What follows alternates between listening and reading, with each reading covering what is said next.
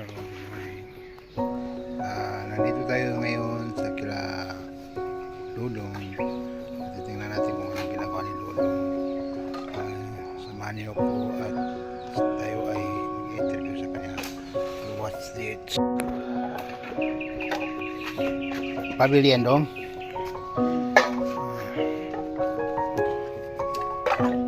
Saan si nanay? Kalakal ba yan dong? Kalakal? Magkano naman isang kilo dyan doon? Quatro. Na yung mga kuwan. Yung mga ganito. Plastic malata mga. Ganyan. Ganyan. Magkano ganyan? Wala yan. Yun. Parehas din. Masin. Na yung solid na bakal. Magkano?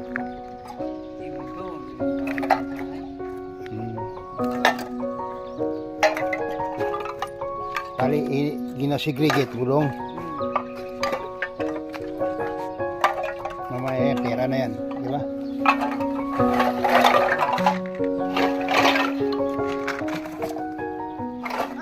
Ano kaya kung mag-bike ka dong? Di kaya no?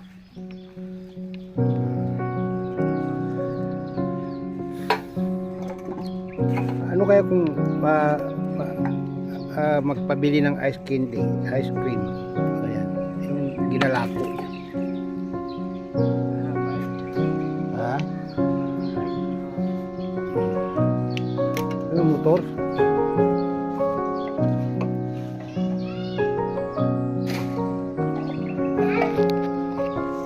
Ay, yung mga bote.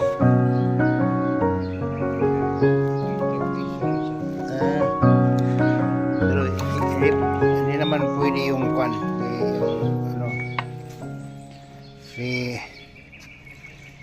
ito bakal ito, plastic ito. Hindi yan, hard yan. Hindi yan benta. Matigas no, matigas. Yung ganito. Hindi yan.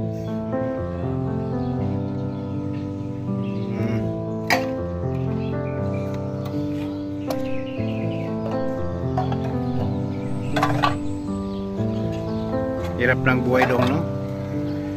Sana makakita tayo ng maging trabaho natin ng maganda, no?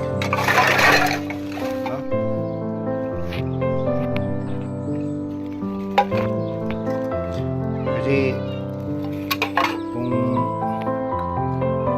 ang hirap ng buhay ay dapat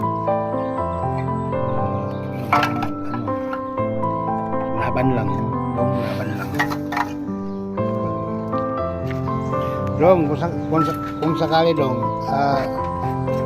kung sakali patrabaho ka, anong gusto mong trabaho?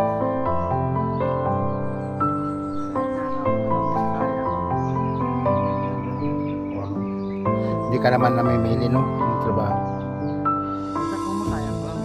Kasi nung hindi ka pa na-disgrasya, anong trabaho mo? Kahit ano, magbulo pa, ganyan. Sana kung may makatulong sa atin, no? Para magkaroon ka ng trabaho.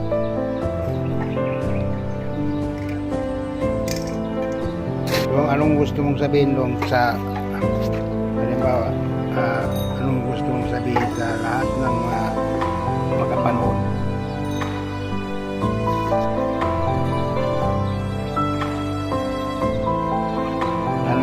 Masasabi mo sa kanila?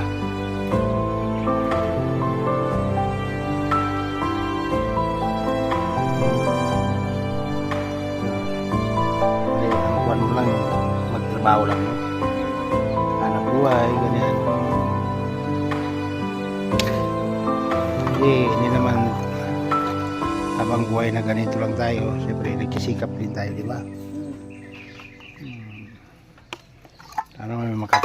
Sana may magkaroon tayo ng parang lagi na, pero kayo po mag-drive ng sikat-sikat, tulak-tulak lang.